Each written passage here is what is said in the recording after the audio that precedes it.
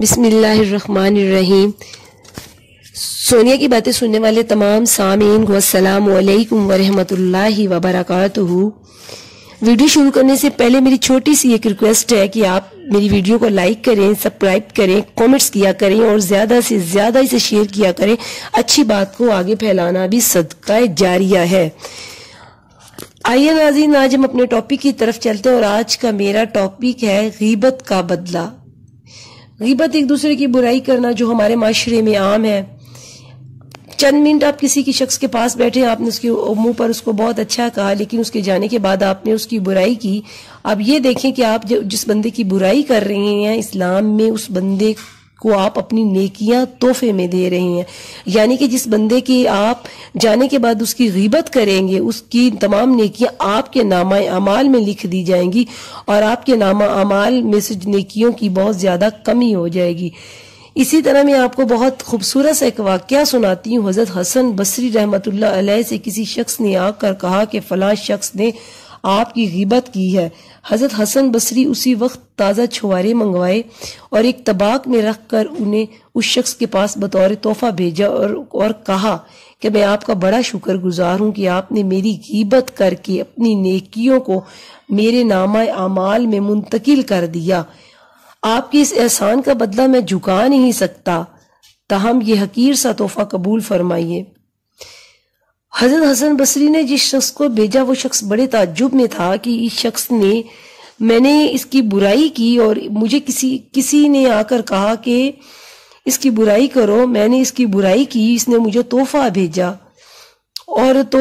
اور اس کے بعد اس نے مجھے کہا کہ میں آپ کا احسان مند ہوں کہ آپ نے اپنی نیکیوں کو میرے نامہ اعمال میں لکھ دیا۔ تو وہ شخص حضرت حسن بصری رحمۃ اللہ کے اس سلوک کو دیکھ کر بڑا شرمندہ ہوا اور آپ کی خدمت میں حاضر ہو کر معافی مانگنے لگا کہ حضرت، میں نے تو آپ کی غیبت کی تھی، آپ نے مجھے تازہ چھوارے منگوائے اور ایک طباق میں رکھ کر آپ نے مجھے بھیجے بطور تحفہ اور کہا کہ میں شکر گزار ہوں کہ تم نے میری غیبت کی اور تم اپنی نیکیوں کو میرے نامہ اعمال میں منتقل کر دیا۔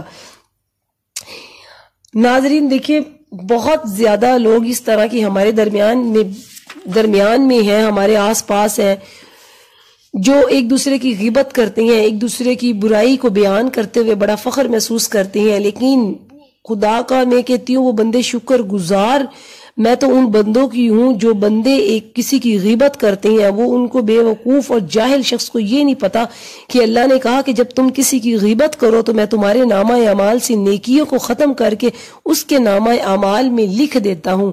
میری تو دعا ہے کہ ہر کوئی میری غیبت کرے تاکہ ان کے نامہ اعمال کی نیکیاں میرے نامہ اعمال میں اللہ پاک لکھ دے۔ کسی کی غیبت کرنے سے سراسر اپنا ہی نقصان ہوتا ہے، وہ اس طرح سے کہ آپ کے نامہ اعمال میں نیکیاں اس کے نامہ اعمال میں لکھ دی جاتی ہیں۔ فائدہ اس کا ہوتا ہے جس کی آپ غیبت کر رہے ہیں۔